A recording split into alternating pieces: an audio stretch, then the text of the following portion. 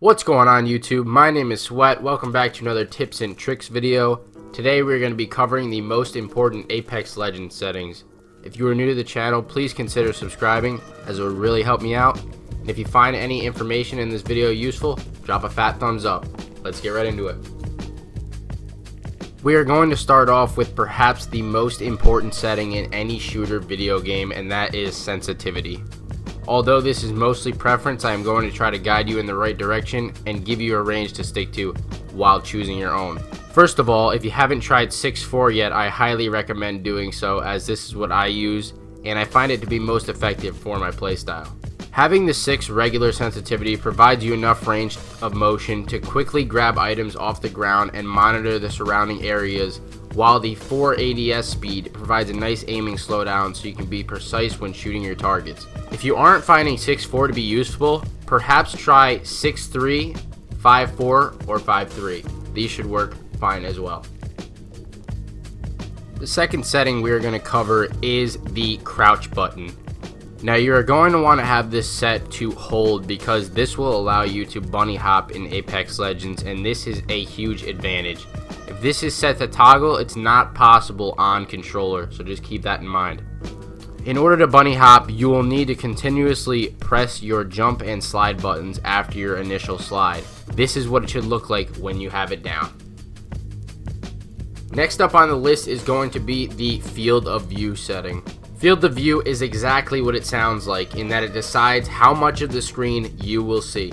Now, I used to play on 110, which is the max field of view, but with the most recent update, it feels like I'm miles away from my character and I can't see enemies that are far away clear enough. So because of this, I recently lowered my field of view to 100. This lets me see enough of my surrounding area and puts me close enough to my character to be able to see far away enemies. If you don't like 100, I recommend staying in the range of 90 to 104. Anything lower than 90 and you will be missing out on information off the screen, and anything above 104 will make the enemies look like ants if they are far away in the distance.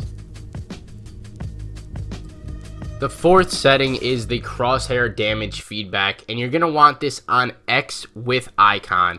And what this does is it's going to show you the damage that you do to the enemy with the shield icon if they have shield. If you have the crosshair X on, then it won't show you if they have a shield, and if you have it totally off, it won't show you any damage. So make sure you keep that on X with shield icon. The next setting is going to be damage numbers, and you are going to want to have this set to both. And this is because while in a gunfight, you don't want to be adding up. Say you hit a guy for 15 5 times, it's going to take you too long to add that quick math up in your head. Although we know everybody can do it, it's just going to be quicker if it says the 75 right in front of your face. That way you're going to know when to push enemies. It's just a very useful setting to have. Make sure that is on both.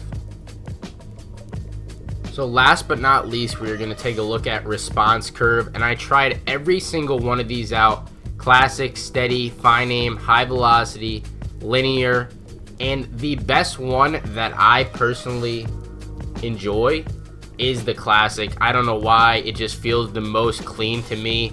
You could also go with steady, but anything from fine aim, high velocity, linear, you move your stick an inch, I'm telling you, not an inch, like a centimeter, and this thing flies around in a circle. It is so inaccurate. I highly recommend sticking to classic or steady if you're feeling frisky.